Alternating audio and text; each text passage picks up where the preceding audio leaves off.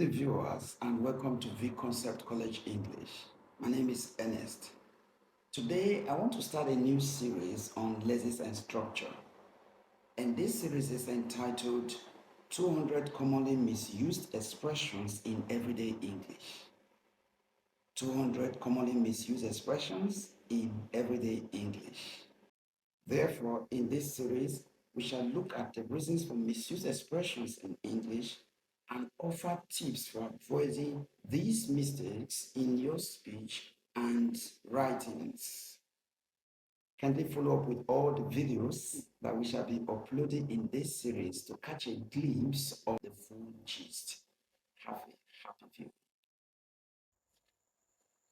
Welcome to the 6th episode of our 21 in 1 video series entitled 200 Commonly Misused Expressions in Everyday English. In today's episode, we shall be considering word set 41 to 50. For the first one we have, I live in a downstair. I live in an upstair. I'll watch a movie. I'll see a movie. I am tasty. The food is pepperish.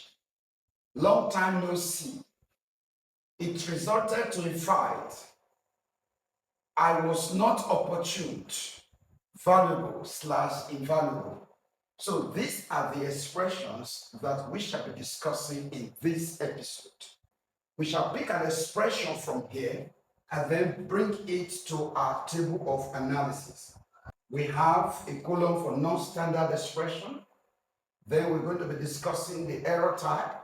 So first of all, we shall be using the word set that we are bringing to this table of analysis to construct a non-standard expression.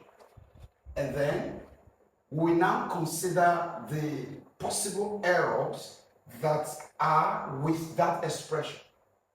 So after analyzing the errors with the expression, we shall now move forward to reconstruct the expression in a standard format.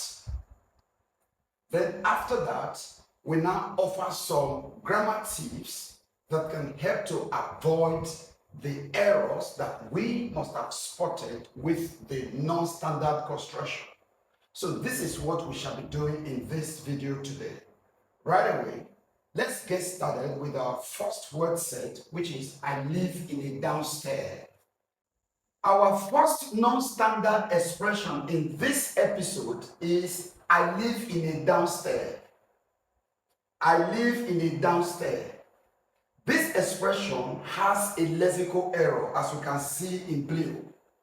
Remember, an expression has a lexical error if it contains a word that has been wrongly used in it. So the word downstairs or downstairs, singular form that we have here, has been wrongly used in this expression for several reasons. Now let's look at the reasons under the grammar tips. For the first one, we have that downstairs is a misspelling of downstairs. So downstairs is a mass noun, and anytime this word is used, whether in written English or in spoken form, it cannot appear as singular. It must attract the letter S to its spelling. So we have something like downstairs and not downstairs. Emphatically, the word downstairs is not usable in English. Now, for the second one, we have that as a mass noun, the words cannot attract the article a. It is a noun that is always in its plural form, so it does not attract the article a. That's the second tip that we can quickly bring out from this analysis. Then the third tip that we can bring out again from this analysis is that our expression could refer to a bungalow, or it is talking about an apartment within a story building. So it's possible that this fellow is trying to say that he or she lives in a bungalow, or alternatively, the fellow could as well be saying that he or she is living in a lower apartment within a story building. So in that case, we are going to have something like, I live in a downstairs apartment.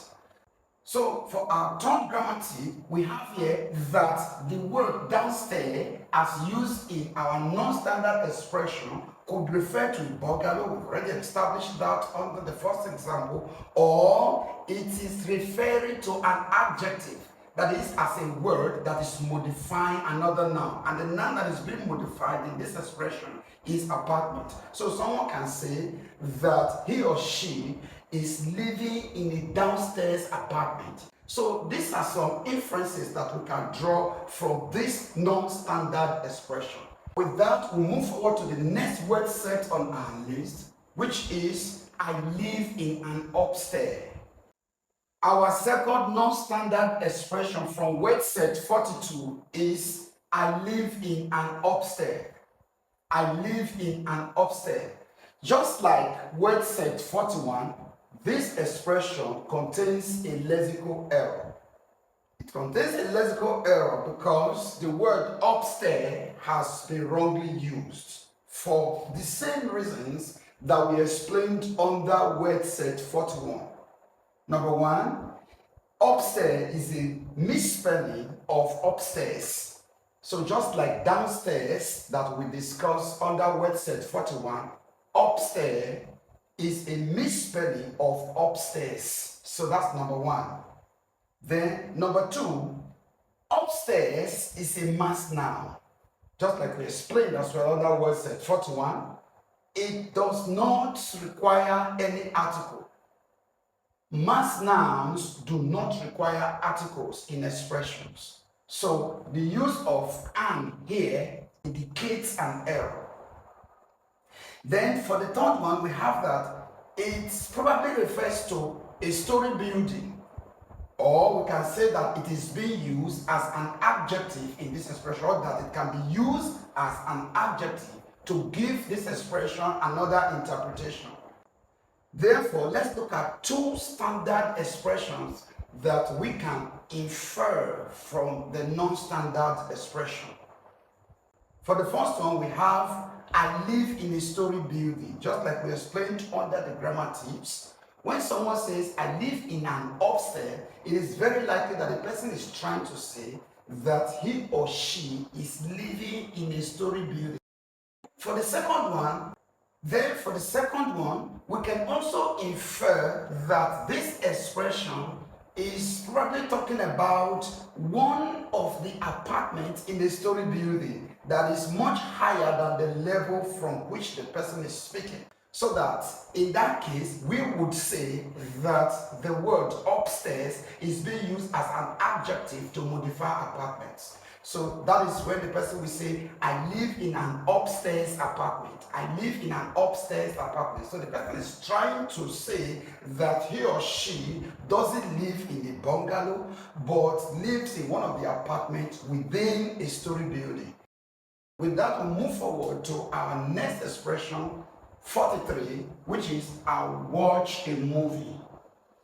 Our third non-standard expression from word set 43 is I will go and watch a movie at the cinema. I will go and watch a movie at the cinema. Now, this expression contains a lexical error because of the use of the word watch. Now, under the grammar tips, very simple. We have here that, number one, you watch a movie indoors. But number two, you see a movie outdoors. So it's as simple as that. Therefore, for the standard construction, we can have something like, I will go and see a movie at the cinema. Because to see a movie at the cinema will involve going outdoors. Then for the second one, we have, I shall go and see a football match at the weekend. So when someone says that he or she would go and see a football match, then the person is indirectly saying that he or she is going to go outdoors to watch the ball. But when you go outdoors, like we have already explained under the grammar tips, you don't watch anymore, but you see, whether it's football or it's a movie. So that's how we can analyze this expression in everyday English. With that, we'll move forward to our next word set, which is I'll see a movie. Our fourth non-standard expression in this episode from word set 44 is I sat in my room to see the horror movie. I sat in my room to see the horror movie. Just like we explained under word set 43, we are going to use the same grammar tips. You watch a movie indoors, but you see a movie outdoors. So when we bring that same understanding to this word set, then we are going to say something like, I sat in my room to watch the horror movie. I sat in my room to watch the horror movie. Instead of, I sat in my room to see the horror movie, you would say, I sat in my room to watch the horror movie. So that is how we can analyze this expression in everyday English. With that, we move forward to our next word set, 45, which is, I am tasty. Our fifth non-standard expression from word set 45 is, I am tasty. I am tasty. Now, there are two possible errors that we can bring out from this expression. First, we can say that it is an egg con, or we say that it contains a lexical error. When do we say that an expression contains an egg con? An expression contains an egg con when a word is used in it that is coming from the mishearing of the right word that is supposed to be used in that expression. Now, when someone says, I am tasty, tasty might be coming from thirsty. So the mishearing of thirsty can be translated into tasty. So that type of error in English, we call it an egg con. Then we can as well say that this expression contains a lexical error, because overall a word has been used in it that is not supposed to be used in it. And that word is tasty. The right word for this expression is thirsty. So if tasty is used in place of thirsty, then we are going to say that the expression contains a lexical error. Now, more on the grammar tips we have here, that tasty describes something that has a taste. So when someone says, I am tasty, I think we can as well say that this expression is ambiguous. You can say that if we want to continue to analyze this very short expression of 3 words, we can bring out so many more things than you think. When someone says, I am tasty, the person is indirectly turning him or herself into a fruit or some sort of food. When you say that something is tasty, you are saying that that thing has a taste. So when someone says, I am tasty, the expression is going to suggest a different interpretation from what the speaker intends for it to mean. It's possible we are going to understand the expression from the perspective of saying that the speaker is delicious, or that the speaker is some kind of fruit that has taste. So you can say so many problems with this short expression of 3 words. The standard expression that can replace I am tasty is I am thirsty. So instead of I am tasty, you would say I am thirsty. So that is how we can analyze this word in everyday English. We'll move forward to our next word set, 46, which is the food is pepperish. Our next non-standard expression from word set 46 is the food is too pepperish for breakfast. The food is too pepperish for breakfast. Now, this expression contains an egg con. Like we explained under word set 45, an egg con is a situation where a word is used because of the mishearing of the actual word that is supposed to be used in that expression. When you look at the grammar tips here, we have that the word pepperish is not usable in English. It was probably coined from the actual word peppery. So the actual word is peppery and not pepperish. Pepperish is overall not usable in English. So what is the standard format of this expression? Instead of saying the food is too pepperish for breakfast, you could say the food is too peppery for breakfast. The food is too peppery for breakfast. We move forward to our next word set, 47, which is long time no see. Our next non-standard expression from word set 47 is, hey Mike, long time no see. Hey Mike, long time no see. Now, this expression, long time no see, is a colloquial expression. As such, we have here under the grammar tips that it should be avoided in a formal conversation. When we say that an expression is a colloquial expression, we are saying that it can only be used in an informal speech. That is, you can only use such expressions with people who are close to you or people that are related to you, or probably with friends. So such expressions should strictly be avoided in a formal conversation. So instead of saying long time no see, we have two possible suggestions here under standard usage. Number one, you could say things like, hey Mike, it's been a while. Instead of saying, hey Mike, long time no see, just say, hey Mike, it's been a while. Or you say, hey Mike, good to see you again. When someone hears that expression, the person would understand that you are probably reuniting with Mike after a long while. So this is how we can talk about this expression in everyday English. With that, we move forward to our next expression, which is, it resulted to a fight. Our next non-standard expression from word set 48 is, the quarrel resulted to a fight. The quarrel resulted to a fight. Now, this expression contains a lexical error.